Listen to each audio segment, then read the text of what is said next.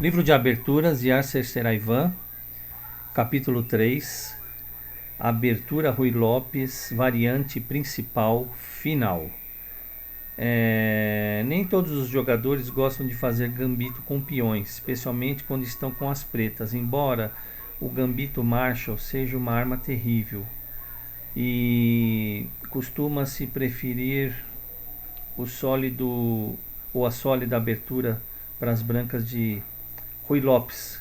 Então vamos iniciar aqui com E4, E5, cavalo F3, cavalo C6 protegendo seu peão, abertura Rui Lopes clássica em bispo B5, A6 que é o ataque Murphy, bispo vai para A4, cavalo F6, roque menor das brancas, bispo E7 preparando o roque, torre de E1 para proteger seu peão de E4, aí B5 preto atacando o bispo que vai para B3, roque menor das negras, C3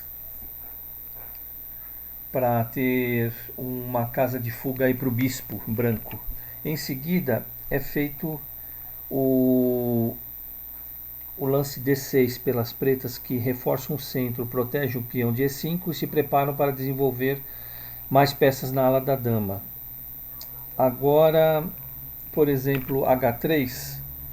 Essa posição nos leva a um próximo princípio. Todo lance de abertura deveria ter um propósito. A maioria, parte dos lances de abertura deveria ser motivada por uma das seguintes razões. Primeiro, capturar uma peça ou peão. Segundo, evitar a perda de uma peça ou peão. Terceiro é proteger o rei. E quarto, jogar pelo controle do pequeno centro. Das 4 razões enumeradas, a que guia as decisões da abertura com mais frequência é jogar pelo controle do pequeno centro. Capturar, recuar e proteger o rei acabam ficando em segundo plano. Esses lances são feitos automaticamente e são a minoria. O controle do centro é o que motiva a maioria dos lances. Tendo isso em mente, como pode o nono lance das brancas na linha principal de Rui Lopes ser o ápice de séculos das partidas magistrais? Com certeza, o lance número 9 H3 não se encaixa em nenhuma dos seus princípios e poderia-se argumentar que esse lance está enfraquecendo o escudo dos peões do rei. Por que desperdiçar um tempo tão precioso nesse lance? Os lances de aberturas das brancas são guiados pelo desejo de controlar o centro. Já faz algum tempo que eles estão se organizando para executar D4, por exemplo.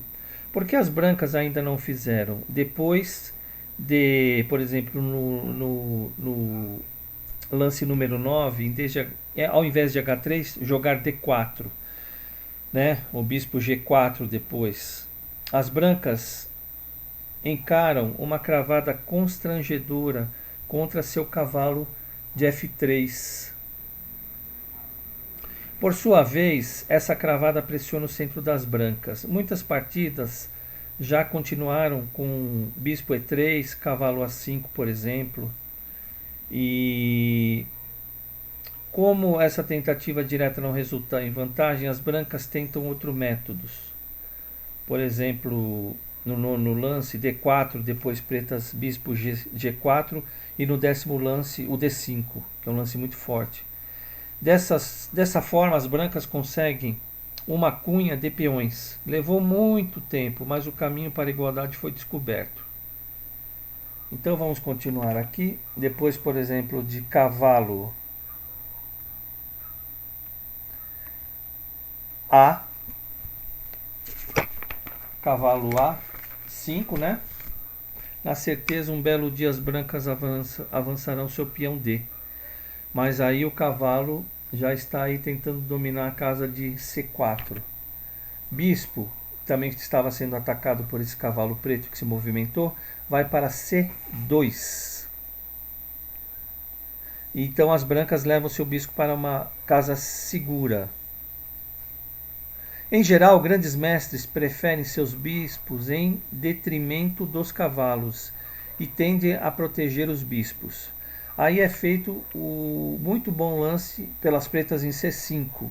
Esse era o plano por trás dos lances das pretas. Elas envolvem outro peão na batalha pela supremacia do pequeno centro. Aí sim, D4 é jogado. Finalmente, após muita demora, as brancas estabelecem seu centro clássico e agora procuram completar seu desenvolvimento. Dama C7. As pretas sentem que chegou a hora de introduzir a dama à batalha. Elas defendem o peão E5, exerce uma leve pressão na coluna C. Seu objetivo é assediar o bispo C2. Cavalo de B branco sai para a batalha, sendo jogado na casa D2. Então, cavalo de B em D2. As brancas desenvolvem o cavalo com a intenção de manobrar para a ala do rei, em uma Ruy Lopes clássica. Bispo preto D7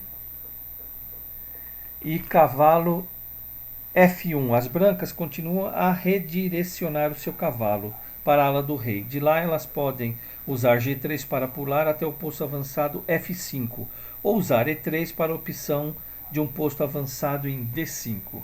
E depois a partida vai continuar.